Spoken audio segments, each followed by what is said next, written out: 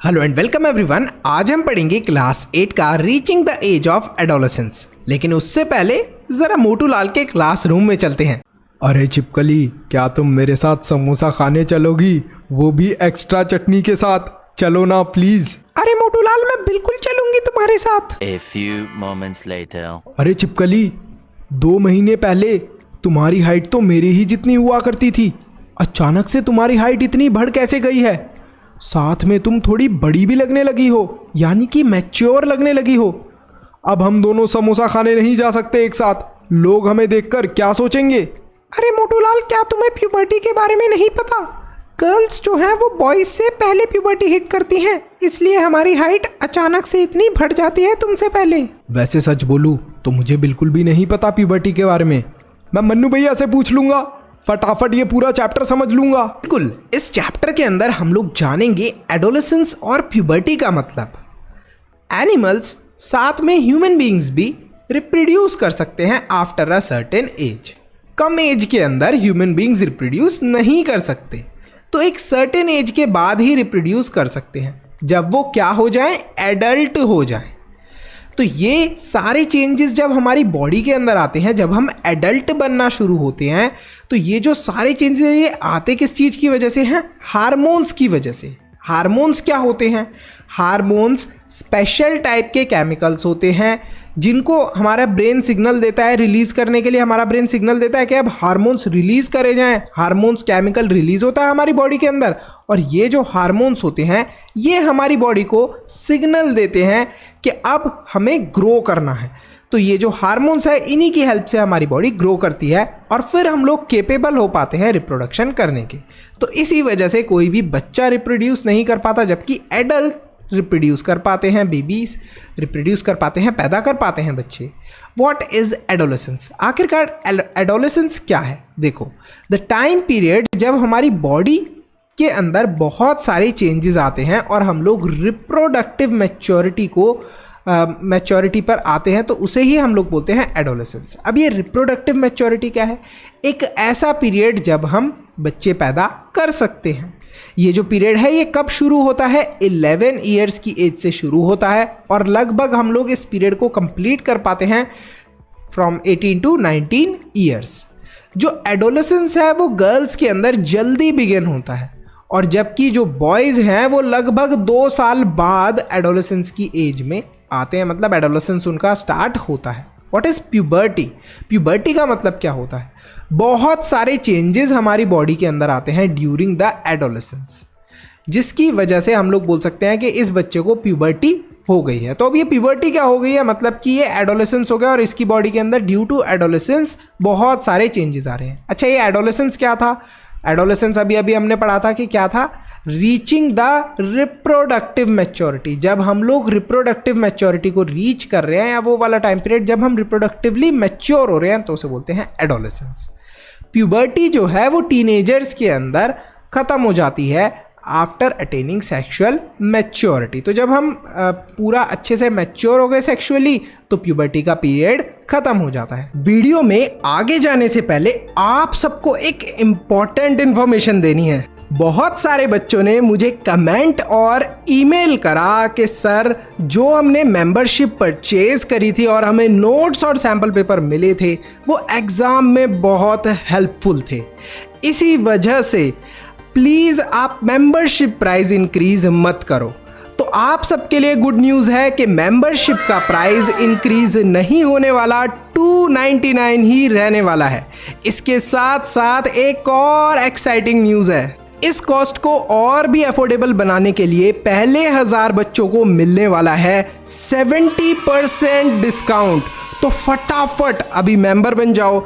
SST के, English के, science के नोट्स और सैंपल पेपर आपको मिलेंगे, जो कि एग्जाम में आपके फुल मार्क्स लाने में हेल्प करने वाले हैं। चेंजेस क्या क्या आते हैं ड्यूरिंग प्यूबर्टी? तो सबसे पहले तो हाइट बढ़ जाती है। तो अभी जैसे आपने देखा कि जो छिपकली थी मोटू लाल की फ्रेंड, उसकी अचानक से हाइट क्यों बढ़ गई थी? बिकॉज पहले प्यूबर्टी होती है गर्ल्स को, तो इस वजह से उनकी हाइट जनरली ज़्यादा बढ़ जाती है। अच्छा, इंक्रीज इन हाइट हमें देखने को मिलता है बॉयज़ और गर्ल्स दोनों के अंदर इंक्रीज इन हाइट। आर्म्स और लेग्स का साइज भी इंक्रीज हो जाता है। जो गर्ल्स हैं वो बॉयज़ से पहले ग्रो करती हैं। वाई? क्योंकि प्यूबर्टी वो जल्दी हिट करती है इनिशियली, लेकिन फाइनली जब हम लोग देखते हैं कि सब लोग 18 या 19 ईयर्स के एज के हो गए, तब जाके हम लोग डिसाइड कर सकते हैं उनकी फाइनल हाइट, क्योंकि जब तक ये प्यूबर्टी का पीरियड चलता रहता है 18 से 19 साल तक। तो यहाँ पर आप देख सकते हो कि और क्या चेंजेस आते हैं। यहाँ पर देखो, ये बच्चा था, ये कितना बड़ा हो गया after hitting puberty. Change in body shape, हमारी बॉडी की शेप्स के अंदर भी चेंज आ जाता है। तो ये क्या है, हमारी बोन्स काफ़ी लॉन्ग हो जाती हैं, आर्म्स की, लेग्स की। जो गर्ल्स हैं वो बॉयज़ से पहले ग्रो करती हैं और उनकी मैक्सिमम जो एज है वो भी वो फटाफट हिट कर लेती हैं। Next, change in the voice pattern. देखो वॉइस पैटर्न भी चेंज हो जाता है। जो लड़कियां होती हैं उनकी आवाज़ ऐसी रहती है, और जो लड़के होते हैं उनकी ऐसी हो जाती है प्यूबर्टी के बाद, भारी भारी आवाज़। और जो गर्ल्स की होती है वो मैं हूँ चंपाकली, इस टाइप की हो जाती है, काफ़ी ज़्यादा हाई पिच वाली वॉइस हो जाती है। अच्छा, ऐसा क्यों होता है? क्योंकि एक एडम्स एप्पल होता है बॉयज़ के अंदर, वो ग्रो हो जाता है। दैट इज़ वाई बॉयज़ की जो आवाज़ है वो भारी हो जाती है। ये वॉइस बॉक्स या लैरिक्स है, ये भी ग्रो करना शुरू कर देता है during puberty. Next, change in activity of sweat and sebaceous gland. अब इसका मतलब क्या है कि हमें काफ़ी ज़्यादा स्वेटिंग होने लगती है ड्यूरिंग प्यूबर्टी, जिससे कि काफ़ी ज़्यादा प्यूबर्टी के दौरान जो है हमें काफ़ी ज़्यादा स्वेट बनने लग जाता है, काफ़ी ज़्यादा हम लोगों को स्वेट होने लग जाता है। और इसी वजह से जो ऑयल सिक्रीशन भी है, मतलब हमारी जो स्किन है वो ऑयली भी हो जाती है। देखा ना, आप जनरली नोटिस कर रहे होगे अभी कि आपकी स्किन ऑयली हो रही है और आपको पिंपल्स वगैरह हो रहे हैं। अगर आपको नहीं हो रहे तो आपके साथ में कोई दोस्त वगैरह होगा, उसको हो रहे होंगे। This is due to puberty, क्योंकि यहाँ पर आपकी बॉडी के अंदर ऑयल्स एक्यूमुलेट हो रहे हैं और बैक्टीरिया एक्शन कर रहे हैं उस ऑयल के ऊपर। इसी वजह से आपको एक्ने के प्रॉब्लम, मतलब कि दाने वगैरह आपकी फेस पे हो रहे हैं, मतलब पिंपल्स हो रहे हैं। तो ये जनरली टीनेजर्स में होता है। What is teen age? तो टीन एज शुरू होती है 13 ईयर्स से लेके 19 ईयर्स तक। Change in sex organs, sex organs के अंदर भी चेंज आ जाता है। देखो, जो बॉयज़ हैं उनकी टेस्टिस और पेनिस कंप्लीटली डेवलप हो जाती है। टेस्टिस जो है वो स्पर्म बनाना शुरू कर देती है। What is sperm? स्पर्म होते हैं हमारे रिप्रोडक्टिव सेल्स। बॉयज़ के अंदर जो रिप्रोडक्टिव सेल्स होते हैं उन्हें बोलते हैं स्पर्म, और इन्हीं की हेल्प से बेबी प्रोड्यूस कर सकता है कोई भी बॉय। तो ये कब हो पाता है? After completing the puberty period. Ovaries जो है वो भी कंप्लीटली डेवलप होने लगती है गर्ल्स के अंदर, और वो भी क्या करने लग जाती हैं? एग्स प्रोड्यूस करने लग जाती हैं। एग्स क्या है? रिप्रोडक्टिव पार्ट ऑफ गर्ल्स, ठीक है, reproductive cell of girls. Change in intellectual level. देखो, हमारा जो ब्रेन है उसके अंदर भी काफ़ी ज़्यादा चेंज आता है। हमारी लर्निंग कैपेसिटी चेंज हो जाती है, इंटेलेक्चुअल डेवलपमेंट हो जाता है। हम लोग बहुत ज़्यादा चीज़ों को अच्छे से सोचने लगते हैं, समझने लगते हैं। सेकेंडरी सेक्सुअल कैरेक्टर्स भी डेवलप होते हैं। अब ये सेकेंडरी सेक्सुअल कैरेक्टर्स क्या चीज़ है? देखो, सेकेंडरी सेक्सुअल कैरेक्टर्स का मतलब क्या है? बॉयज़ के अंदर आप देखोगे कि मस्टैश और बियर्ड, मस्टैश क्या? मूछें और दाढ़ी, ये दोनों चीज़ें आने लग गई। चेस्ट पे हेयर्स आने लग गए, और जो जेनिटल एरिया है, मतलब कि प्यूबिक एरिया। अब सर, प्यूबिक एरिया क्या है? जहाँ से आप टॉयलेट वगैरह करते हो, जहाँ पर आपके सेक्सुअल ऑर्गन्स है, वो वाले एरिया के ऊपर भी हेयर्स आना शुरू हो जाते हैं। कब आना शुरू होते हैं secondary sexual characters? During puberty. Puberty के दौरान एक ये भी चीज़ हमें देखने को मिलती है। अच्छा, गर्ल्स के अंदर क्या होता है? उनका ब्रेस्ट का साइज इंक्रीज हो जाता है, उनके जो हेयर हैं वो ग्रो होने लग जाते हैं प्यूबिक एरिया पे। अब ये प्यूबिक एरिया क्या है? वही जहाँ पर हमारे सेक्स के ऑर्गन्स होते हैं, वहाँ। अब हार्मोन्स क्या चीज़ है? हार्मोन्स हैं वो केमिकल्स जो कि हमारी बॉडी के अंदर बहुत सारा फंक्शन कंट्रोल करते हैं, या फिर एक तरीके से समझ लो कि ब्रेन के मैसेंजर। अगर कहीं पर भी ग्रोथ करवानी होती है हमारे ब्रेन को, तो वो हार्मोन्स सिक्रीट करने का सिग्नल देता है। Hormones are chemical secretion that bring out various changes in the body. अब हार्मोन्स को प्रोड्यूस कौन करते हैं? Endocrine glands. ये एंडोक्राइन ग्लैंड्स कितने टाइप के होते हैं, कहाँ कहाँ पर प्रेजेंट होते हैं, देखेंगे। ये जो ग्लैंड्स है ये हार्मोन्स को कहाँ पर रिलीज करते हैं? हमारे ब्लड के अंदर, और जो ब्लड है वो उनको उस जगह तक पहुंचा देता है जहां पर ग्रोथ करनी होती है। तो हार्मोन्स क्या है? सिग्नल देता है हमारा ब्रेन, और कुछ केमिकल्स को रिलीज करता है, और इन केमिकल्स को बनाते कौन है? Endocrine glands. एंडोक्राइन ग्लैंड्स इन हार्मोन्स को बनाने के बाद रिलीज कहाँ पर करते हैं? हमारे ब्लड के अंदर। ब्लड से ये हार्मोन्स कहाँ पर पहुंच जाते हैं? जहां पर भी ग्रोथ करनी होती है। Production of hormones is under the control hormones produces from pituitary gland. देखो, प्रोडक्शन ऑफ हार्मोन्स भी कौन कंट्रोल करता है? पिट्यूटरी ग्लैंड, जो कि ब्रेन के अंदर प्रेजेंट होता है। तो यहाँ पर आप देख रहे हो कि ऑलमोस्ट मेल्स और फीमेल्स के अंदर एंडोक्राइन ग्लैंड्स ऑलमोस्ट सेम है, बस जो हमारे रिप्रोडक्टिव वाले ऑर्गन्स हैं वो थोड़े से डिफरेंट हैं। जैसे मेल्स और फीमेल्स में आप देखोगे कि जो मेल्स हैं उनके पास टेस्टीज होते हैं जो कि रिप्रोडक्टिव हार्मोन्स को प्रोड्यूस करते हैं, और जो ओवरी हो गई, ओवरी के अंदर क्या होते हैं, फीमेल वाले hormones. Characteristics of hormones, hormones क्या होते हैं, हार्मोन्स क्या होते हैं, केमिकल्स होते हैं, केमिकल मैसेंजर होते हैं। इनको कौन सिक्रीट करते हैं, लिविंग सेल्स या फिर टिश्यू जिनको हम लोग ग्लैंड्स बोलते हैं। ह्यूमन बींग्स के अंदर स्पेशली कौन से ग्लैंड होते हैं जिनको हार्मोन्स बनाते हैं, जो हार्मोन्स बनाते हैं वो होते हैं endocrine glands. They are secreted in very small quantity by gland, बहुत कम क्वांटिटी के अंदर हार्मोन्स बनाए जाते हैं। अच्छा, अगर हार्मोन्स बहुत ज़्यादा बन जाएं तो क्या होगा? भैया मुझे तो नहीं लगता कि ज़्यादा हार्मोन्स बनने का कुछ नुकसान होता होगा, वैसे अगर होता है तो ज़रा बता दो। बिल्कुल, अभी थोड़ी सी देर के अंदर हम जानने वाले हैं कि ज़्यादा हार्मोन्स बनने का क्या नुकसान होता है। देखो, जो हार्मोन्स हैं ये स्पेसिफिक सेल्स, टिश्यू, ऑर्गन्स, इन सब के ऊपर, टारगेट साइट्स के ऊपर जाकर वर्क करते हैं। जनरली इनका जो एक्शन होता है काफ़ी स्लो होता है, लेकिन लॉन्ग लास्टिंग इफेक्ट होते हैं हार्मोन्स के। दे ईदर एक्सेलरेट और इनहिबिट अ रिएक्शन, या तो वो किसी रिएक्शन को इनिशिएट करते हैं, शुरू करते हैं, या फिर किसी रिएक्शन को ख़त्म करते हैं हमारी बॉडी के अंदर। तो एंडोक्राइन ग्लैंड्स के अंदर देख लेते हैं, हार्मोन्स जो है वो सिक्रीट कौन करते हैं हमारी बॉडी के अंदर, एंडोक्राइन ग्लैंड्स। अच्छा, ये जो एंडोक्राइन ग्लैंड्स है ये कौन कौन से हैं, pituitary, thyroid, adrenal, pancreas etcetera. तो जो मेजर एंडोक्राइन ग्लैंड्स हैं वो ये हैं, सारे के सारे 9।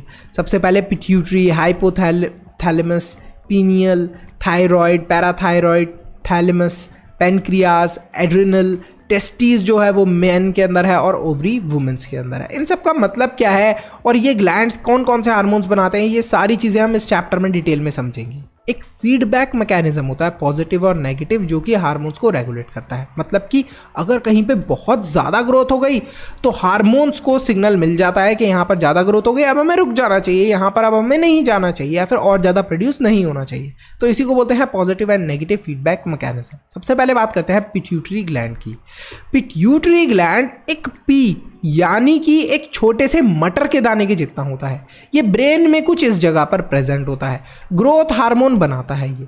अच्छा, ग्रोथ हार्मोन को हम लोग बोलते हैं HGH। अच्छा, HGH का मतलब क्या है, ह्यूमन ग्रोथ हार्मोन। अभी थोड़ी देर पहले मोटूलाल ने एक सवाल पूछा था कि सर क्या होगा अगर हमारी बॉडी के अंदर ज़्यादा हार्मोन बन जाए, क्या ही नुकसान होगा? तो देखो, आपके सामने यहाँ पर आपको द ग्रेट खली दिख रहे होंगे, बहुत लंबे हैं ये। आखिरकार इतने लंबे ग्रेट खली हुए कैसे? क्योंकि उनकी बॉडी के अंदर एक्सिस में ह्यूमन ग्रोथ हार्मोन बन गया था। ह्यूमन ग्रोथ हार्मोन को बनाता कौन है, सिक्रीट कौन करता है, पिट्यूटरी ग्लैंड। तो यहाँ पर बॉडी ग्रोथ के लिए ये काफ़ी ज़्यादा उनके लिए प्रॉब्लम हो गई और इसी वजह से उनकी जो बॉडी है वो ग्रो होती गई और उनको जाइगेंटिज्म नाम की एक बीमारी जिसे हम लोग बोलते हैं वो हो गई और काफ़ी ज़्यादा उनकी हाइट बढ़ गई। कभी कभी ऐसा भी होता है अगर हार्मोन बहुत ज़्यादा कम बनने लग जाए, जिसको बोलते हैं हाइपोसिक्रीशन, कम बनना, इसकी वजह से ड्वार्फिज्म मतलब कि बोनापन भी रह जाता है। कुछ लोगों की हाइट बहुत कम रह जाती है, वो बड़े नहीं हो पाते। और हाइपरसिक्रीशन मतलब हार्मोन बहुत ज़्यादा बनना, ज़्यादा बन जाएगा तो क्या होगा, द ग्रेट खली की तरह लंबे हो जाओगे, जाइगेंटिज्म हो जाएगा।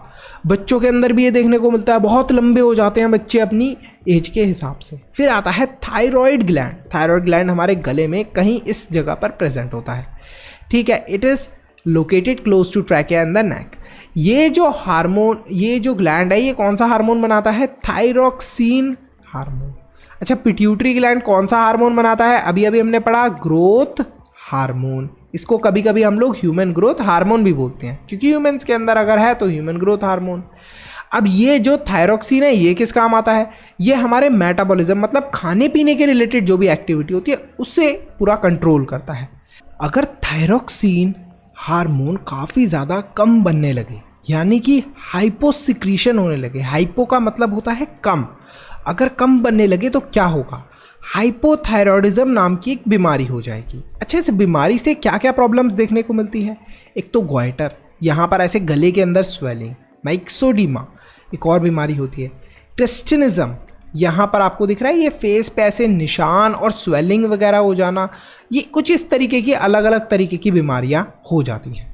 लैक ऑफ आयोडीन की वजह से थायरोक्सिन जो हार्मोन है इसकी कमी हो जाती है। अच्छा, ये जो आयोडीन आपने बहुत बार देखा होगा कि नमक के अंदर मिला हुआ होता है, ड्यू टू दिस ओनली।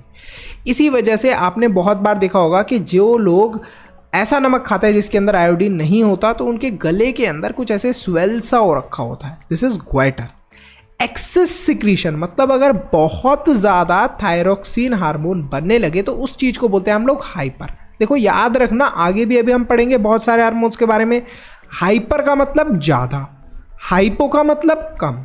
तो अगर बहुत ज़्यादा थायरोक्सिन हार्मोन बन रहा है तो उसे बोलेंगे हाइपर थायरॉयडिज्म, जिसकी वजह से हाई मेटाबॉलिज्म हो जाएगा आपका, बहुत ज़्यादा आई बॉल्स के अंदर एक प्रॉब्लम हो जाएगी, हाई बीपी हो जाएगा, नर्वस टेंशन हो जाएगी, मतलब एक तरीके से आपको बहुत ज़्यादा गुस्सा आने लगेगा बीपी हाई होने की वजह से, नर्वस रहने लगोगे, टेंशन होने लगेगी। ये सारी बीमारियां आपको हो जाएंगी अगर ज़्यादा आपके अंदर क्या बन जाता है, थायरोक्सिन हार्मोन। अब पढ़ते हैं पैराथायरॉयड ग्लैंड के बारे में। देयर आर 4 पैराथायरॉयड ग्लैंड जो कि कहाँ पर प्रेजेंट है, back side of the thyroid gland में। ये क्या रिलीज करते हैं, पैराथायरॉयड हार्मोन, PTH जिसे हम लोग बोलते हैं। ये जो हार्मोन है ये किस चीज़ को रेगुलेट करता है, कैल्शियम आयंस को, मतलब कैल्शियम के जो आयंस होते हैं हमारे ब्लड के अंदर उन्हें रेगुलेट करता है। अगर एक्सेस ऑफ पैराथायरॉयड हार्मोन हो जाए तो जो कैल्शियम है वो हमारी बोन्स से हटने लगता है और हमारी बोन्स सॉफ्ट होने लगती हैं। कैसी हो जाती हैं, बिल्कुल कमज़ोर हो जाती हैं हमारी बोन्स। तो इस वजह से ये जो हार्मोन है ये एक्सेस में नहीं बनना चाहिए। फिर बात करते हैं पेनक्रियास की। पेनक्रियास जो है वो एक ऐसा ग्लैंड है जो कि 2 हार्मोन्स बनाता है, जिसे इंसुलिन बोलते हैं और ग्लूकोजन बोलते हैं दूसरे हार्मोन को। अच्छा, ये जो इंसुलिन है ये आप में से बहुत सारे जो बच्चे हैं इसको एक्चुअली में पहचान नहीं पाए होंगे। ये इंसुलिन क्या चीज़ है, क्या आपके घर में किसी को शुगर की बीमारी है? कमेंट करना सब लोग, अगर आपके दादा दादी मम्मी पापा घर में किसी ना किसी को या रिश्तेदारी में होगी ही होगी। तो ये जो शुगर की बीमारी है ये इसी वजह से होती है, इंसुलिन की वजह से होती है। ये जो हार्मोन है हमारा, कौन सा हार्मोन है, इंसुलिन हार्मोन, इससे हमारा ब्लड शुगर लेवल बना रहता है। अब ये जो शुगर की बीमारी है इसी को हम लोग इंग्लिश में या फिर बहुत अच्छे से साइंटिफिकली बोलते हैं डायबिटीज़।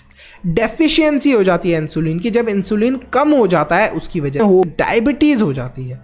डायबिटीज़ क्यों होती है, due to decrease in insulin.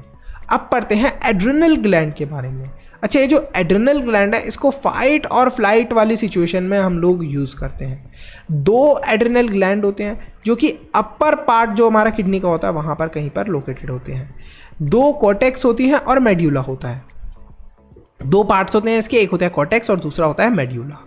Cortex जो है वो सिक्रीट करती है कौन सा वाला हार्मोन, कॉर्टिसोल, जो कि रेगुलेट करता है हमारी मेटाबॉलिज्म की रेट को, मतलब जो भूख लगने की रेट है उसको ये कंट्रोल करता है।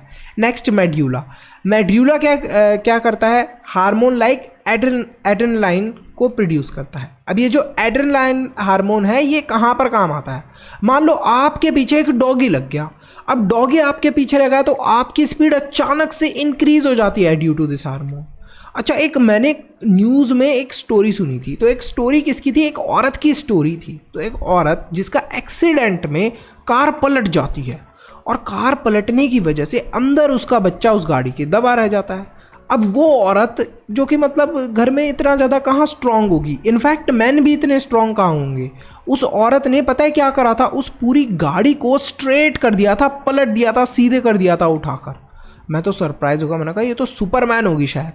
फिर बाद में पता चला कि एड्रेनलाइन जो ग्लैंड होता है ये क्या करता है, हमें एक स्पेशल टाइप की पावर दे देता है। कौन सी सिचुएशन में, स्ट्रेसफुल मतलब कि खतरनाक या फिर चिंता वाली सिचुएशंस में। फिर आते हैं गॉन्ड्स। गॉन्ड्स क्या होते हैं, जो हमारे रिप्रोडक्टिव ग्लैंड्स होते हैं उन्हें गॉन्ड्स बोलते हैं। इसके अंदर क्या क्या आ जाते हैं, मेल्स के टेस्टिस आ गए और ओवरीज हो गए फीमेल्स के अंदर। यहाँ पर ये ओवरी हो गया और मेल्स के अंदर टेस्टिस हो गया।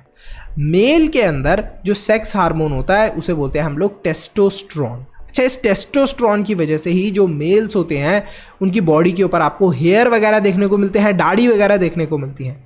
अच्छा सर, अगर ये टेस्टोस्टेरोन औरतों में बढ़ जाए तो क्या होगा, मूछें आ जाएंगी औरतों की। सच में आपने देखी नहीं है क्या कुछ आंटी जिनकी मूछें आ रखी हों? तो उनकी मूछें क्यों आ रखी होती है? क्योंकि उनकी बॉडी शायद टेस्टोस्टेरोन ज़्यादा बना रही है। इसको कौन बनाता है टेस्टोस्टेरोन हार्मोन को? टेस्टिस। ये होता दोनों ही ऑर्गेनिजम्स के अंदर है, मेल्स के अंदर भी होता है, फीमेल्स के अंदर भी होता है, बट फीमेल्स के अंदर काफ़ी कम होता है टेस्टोस्टेरोन, और मेल्स के अंदर जो टेस्टोस्टेरोन है वो काफ़ी ज़्यादा होता है। अच्छा, फीमेल हार्मोन कौन सा होता है जिसे ओवरीज बनाती है? उसे बोलते हैं स्ट्रोजन। प्रोस्ट्रोजन भी बोलते हैं, प्रोजेस्ट्रोन भी बोलते हैं। ये दो टाइप के हार्मोन बनते हैं। ये जो स्ट्रोजन है ये मेल्स में भी होता है लेकिन बहुत कम क्वांटिटी में, और फीमेल्स में क्या होता है, ये बहुत ज़्यादा क्वांटिटी में होता है। इसी वजह से फीमेल्स के अंदर आप देखोगे कि उनकी ब्रेस्ट वगैरह डेवलप होती है। कुछ मेल्स जिनके अंदर स्ट्रोजन का अमाउंट ज़्यादा हो जाता है तो उनकी ब्रेस्ट डेवलप होने लगती हैं, ठीक है। डेफिशिएंसी ऑफ स्ट्रोजन की वजह से क्या हो जाता है? इनफर्टिलिटी। अगर स्ट्रोजन की कमी हो जाए किसी फीमेल की बॉडी के अंदर तो इनफर्टाइल, मतलब कि वो बेबी प्रोड्यूस नहीं कर सकती। Process of hormonal action. Endocrine glands क्या है? हार्मोन्स को सिक्रीट करते हैं ब्लड के अंदर। जो हार्मोन्स हैं वो उस जगह पर पहुंच जाते हैं जहां पर उन्हें एक्शन लेना होता है या फिर जहां पर उन्हें ग्रोथ करनी होती है, और वहां पर वो अपने नेसेसरी एक्शन परफॉर्म कर देते हैं। Sex determination in humans. आखिरकार ह्यूमंस में ये कैसे डिसाइड होता है कि एक बच्चा जो है वो मेल होगा या फिर फीमेल होगा? बहुत ही सिंपल है। ह्यूमंस के अंदर जेंडर्स कैसे डिसाइड होता है? This is decided by the pair of chromosome. Sir ये पेयर ऑफ क्रोमोसोम क्या है? क्रोमोसोम्स वो होते हैं, जैसे आपने देखा होगा कि ये फ़ोन है, फ़ोन के अंदर हम लोग क्या क्या चीज़ें डाउनलोड कर लेते हैं? सर गाने डाउनलोड कर लेंगे, गेम डाउनलोड कर लेंगे। तो ऐसे ही ये जो फ़ोन के अंदर सारी इन्फॉर्मेशन हमने डाउनलोड करी है, क्रोमोसोम के अंदर भी सारी इन्फॉर्मेशन डाउनलोडेड होती है। किस चीज़ की इन्फॉर्मेशन? आपके पेरेंट्स से जो भी इन्होंने इन्फॉर्मेशन ली होती है वो। पेरेंट्स से क्या इन्फॉर्मेशन ली होती है कि आपके बाल कैसे दिखने हैं, आपकी नाक कैसी दिखनी है, आपकी आइज़ कैसी दिखनी है, ये सारी इन्फॉर्मेशन। तो एक तरीके से सारी चीज़ें डाउनलोडेड होती हैं क्रोमोसोम्स के अंदर। अच्छा, क्रोमोसोम्स में से भी एक सेक्स क्रोमोसोम होता है, और ये जो सेक्स क्रोमोसोम्स हैं ये XX और XY, ये क्या होते हैं देखेंगे अभी। जो सेक्स क्रोमोसोम है ये कितने होते हैं? 23 पेयर्स ऑफ हमारे क्रोमोसोम्स होते हैं। उसमें से 22 जो क्रोमोसोम्स होते हैं वो तो डिसाइडेड होते हैं सारे के कैसे क्या है, लेकिन सिर्फ एक ही पेयर होता है क्रोमोसोम्स का जो कि अनडिसाइडेड होता है, और इसी से डिसाइड होता है जेंडर किसी भी इंडिविजुअल का। अभी आपको ये बहुत सारी चीज़ें समझ में नहीं आ रही होंगी, 10th में समझ लेना, बट अभी के लिए ये समझ लो कि क्या होते हैं, क्रोमोसोम से ही हमारा जेंडर डिसाइड होता है कि कोई भी बच्चा मेल होगा या फीमेल होगा वो किससे डिसाइड होगा? क्रोमोसोम से। अगर XX है, मान लो XX क्रोमोसोम है तो मतलब फीमेल होगा, और अगर XY क्रोमोसोम है तो क्या होगा? मेल होगा। तो ये मेल है, मेल के पास स्पर्म है, ये देखो ये स्पर्म्स है, तो एक जो स्पर्म है उसके पास अगर X है और एक स्पर्म के पास Y है। अब यहाँ पर एक फीमेल है, ये फीमेल है, ठीक है। अब ये जो फीमेल है इसके पास क्या है? इसके पास जो एग है इसका क्या है? X, सिर्फ ये X होता है। तो अब ये जो स्पर्म है अगर Y वाला स्पर्म चले गया, XY हो गया तो मेल बन जाएगा।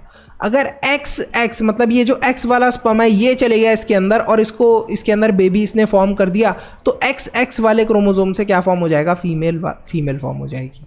आई होप अब आपको समझ में आया होगा। नहीं समझ में आया एक और बार समझते हैं। देखो जो मेल्स होते हैं उनके पास क्या होते हैं? स्पर्म्स क्या होते हैं उनके? हम लोगों ने पढ़ा था कि जो हमारे सेक्स वाले आप ये बोल सकते हो सेल्स या फिर रिप्रोडक्टिव सेल्स। अब ये जो स्पर्म्स हैं इसके पास एक तो X वाला क्रोमोसोम होगा या फिर Y वाला, इन दोनों में से कोई एक ही क्रोमोसोम होगा। अगर एक ऐसा स्पर्म है जिसके पास X वाला क्रोमोसोम है, ये कहाँ पर जाता है? एक फीमेल के बॉडी के अंदर एंटर करता है। जो फीमेल है उसके पास जो एग है, यानी कि जो उसका खुद का रिप्रोडक्टिव सेल एग, ओवा जिसे बोलते हैं हम लोग, वो है, और उसके पास X ही होगा हमेशा। उसके अंदर अगर ये X वाली चीज़ एंटर कर जाती है स्पर्म से तो क्या हो जाएगा? XX, और XX होगा तो क्या बन जाएगी? फीमेल। अगर ये जो Y है ये Y एंटर करता है किसके अंदर? इसके अंदर, ये जो है हमारा फीमेल रिप्रोडक्टिव सेल, इसके अंदर, तो XY होगा तो क्या बन जाएगा? मेल। तो इस तरीके से डिसाइड होता है किसी भी मेल और फीमेल का जेंडर। तो अब इस चीज़ को आप लोग ध्यान देना, पूरा आपने ये प्रोसेस समझा कि किससे डिसाइड हो रहा है कि अगर एक बच्चा है वो मेल होगा या फिर फीमेल? फादर के क्रोमोसोम से। तो यहाँ पर यही लिखा है कि father is responsible for the chromosome और for the gender of the child. Personal health and hygiene in adolescence.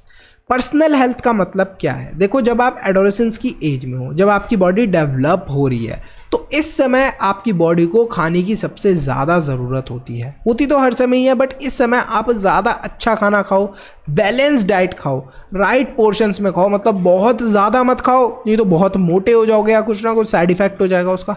बहुत कम मत खाओ, तो फिर आपकी बॉडी ग्रो नहीं कर पाएगी अगर अच्छे से नहीं खाया। तो आपको सारी चीज़ें खानी है, ग्रीन वेजिटेबल्स ज़्यादा खानी है। एडोलेसेंट्स जो हैं उनकी बॉडी के अंदर इस समय इन्फेक्शन होने का, स्पेशली बैक्टीरियल इन्फेक्शन होने का बहुत चांसेस होता है, क्योंकि स्वेटिंग बहुत ज़्यादा करती है बॉडी। इस वजह से आपको नहाना बहुत ज़रूरी है। आपको फिजिकल एक्सरसाइज भी करना बहुत ज़रूरी है। इसी वजह से आपको बोला जाता है, अगर किसी बच्चे की हाइट नहीं बढ़ रही होती तो आपने सुना होगा कि उसके मम्मी पापा बोलते हैं ड्यूरिंग दिस एज कि बेटा क्या करो, साइकिल चलाओ, या फिर बेटा थोड़ा सा आप लटको, या हाइट बढ़ाने के और भी क्या क्या चीज़ें आपके पेरेंट्स बोलते हैं। आपको कमेंट करके ज़रूर बताना, जिससे और भी बच्चों को पता चले। तो ऐसा क्यों बोलते हैं? क्योंकि आप फिजिकल एक्सरसाइज करोगे तो अच्छे से आपकी बॉडी ग्रो कर पाएगी। ड्रग्स या अल्कोहल, इन सब का आपको कंजप्शन नहीं करना। अब यहाँ पर हमने बहुत सारी चीज़ों के बारे में सुन लिया और समझ लिया, लेकिन एक बहुत खतरनाक बीमारी है which is cause due to reproduction, which is cause due to sexual activity, जिसे हम लोग बोलते हैं HIV। अब ये जो HIV है, ये है क्या? एक वायरस है। जैसे हम लोगों ने अभी एक रिसेंट में वायरस के बारे में हमने पढ़ा है, तो इसी तरीके से HIV भी एक वायरस ही आप समझ सकते हो। HIV का फर्स्ट केस हमें कहाँ पर देखने को मिला था? USA में। HIV को हम लोग एड्स भी बोलते हैं, ईयर 1981 के अंदर। अच्छा सर, ये जो HIV है ये होता क्यों है?